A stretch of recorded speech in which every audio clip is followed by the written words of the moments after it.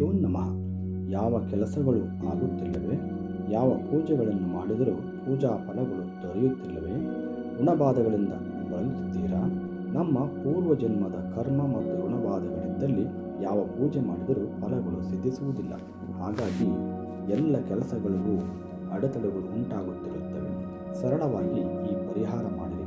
ಮಂಗಳವಾರ ದಿನದಂದು ಮೊದಲು ಶುದ್ಧ ತುಪ್ಪದ ದೀಪವನ್ನು ಹಚ್ಚಿ ವಿಘ್ನೇಶ್ವರನ ಆರಾಧನೆಯನ್ನು ಮಾಡಿ, ವಿಘ್ನೇಶ್ವರನಿಗೆ 21 ಗರಿಕೆಯಿಂದ ಓಂ ಗಂ ಗಣಪತಿಯೇ ನಮಃ 21 ಗರಿಕೆಯೊಂದಿಗೆ ಕೆಂಪು ಹೂಗಳನ್ನು ಸಮರ್ಪಿಸಿ ಧೂಪ ದೀಪದೊಂದಿಗೆ ನೈವೇದ್ಯವನ್ನು ಮಾಡಿ ಕುಲದೇವರ ಆರಾಧನೆಯನ್ನು ಮಾಡಿರಿ. ಧೂಪ ದೀಪದೊಂದಿಗೆ ನೈವೇದ್ಯ ಮಾಡಿ ದೈನಂದಿನ ಪೂಜಾ ವಿಧಿವಿಧಾನಗಳ ಜೊತೆಗೆ ಮಂಗಳವಾರ ತಾಮ್ರದ ತಂಬಿಗೆ ತೆಗೆದುಕೊಂಡು ಅದರಲ್ಲಿ ಮಡಿ ನೀರನ್ನು ತುಂಬಿ ಅದರಲ್ಲಿ 3 ಬೆರಳುಗಳಿಂದ ಬರುವಷ್ಟು ಹರಳುಪ್ಪು, ನಂತರ ಅದೇ ಬೆರಳುಗಳಿಂದ ಸ್ವಲ್ಪ ಕರಿಯಳ್ಳು ಹಾಕಿರಿ. ನಂತರ ತಾಮ್ರದ ತಂಬಿಗೆಗೆ 1 ರೂಪಾಯಿ ನಾಣ್ಯವನ್ನು ಹಾಕಿರಿ.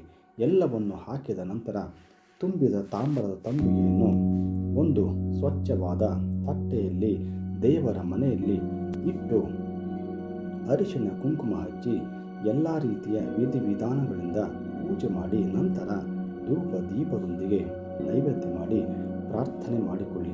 ಯಾವುದೇ ಋಣಬಾಧೆ ಇದ್ದರೂ ಅವೆಲ್ಲದರಿಂದ ಮುಕ್ತರಾಗಬೇಕು ಎಂದು. ಮಂತ್ರ: ಮಂಗಳೋ ಭೂಮಿಪುತ್ರಂಚ ಋಣಹರ್ತಧನಪ್ರದಃ ಅಂಗಾರಕೋ ಯಮಶ್ಚೈವ ಸರ್ವರೋಗೋಪಹಾರಕಃ ಸರ್ವದಾರಿದ್ರ್ಯ ನಿವಾರಣಾಯ ಮಮ ಋಣದಹನಾಯ ನಮಃ 16 ಬಾರಿ ಹೇಳಿ ಮತ್ತೊಮ್ಮೆ ಪ್ರಾರ್ಥನೆ ಮಾಡಿಕೊಳ್ಳಿ. ಮಾರನೆಯ ದಿನ ಬುಧವಾರ ಬೆಳಗ್ಗೆ ಈ ತಾಮ್ರದ ತಂಬಿಗೆ ನೀರನ್ನು 1 ರೂ ನಾಣ್ಯ ಸಹಿತ ಒಂದು ತೆಂಗಿನ ಮರದ ಬುಡಕ್ಕೆ ಹಾಕಿರಿ. ಮಂಗಳವಾರ ಪೂಜೆ ಮಾಡಿ ಬುಧವಾರ ತೆಂಗಿನ ಬುಡಕ್ಕೆ ಹಾಕುತ್ತಾ ಬಂದಿರಿ. ಕ್ರಮೇಣವಾಗಿ ಋಣಬಾಧೆಗಳಿಂದ ಮುಕ್ತರಾಗುತ್ತೀರಿ. ಇದೇ ರೀತಿಯಾಗಿ ಈ ಪೂಜಾ ವಿಧಿವಿಧಾನಗಳನ್ನು 16 ಮಂಗಳವಾರ ಮಾಡಿರಿ. ಇದರಿಂದ ಋಣಬಾಧೆಗಳಿಂದ ಮುಕ್ತರಾಗಿ ಎಲ್ಲ ಕೆಲಸ ಕಾರ್ಯಗಳಲ್ಲಿ ಅಡೆತಡೆಗಳಿಲ್ಲದೆ ಜಯ ಉಂಟಾಗುತ್ತದೆ. ಈ ಪೂಜೆಯನ್ನು ಸೂರ್ಯೋದಯದೊಳಗಾಗಿ ಮಾಡಿ ಮುಗಿಸಬೇಕು.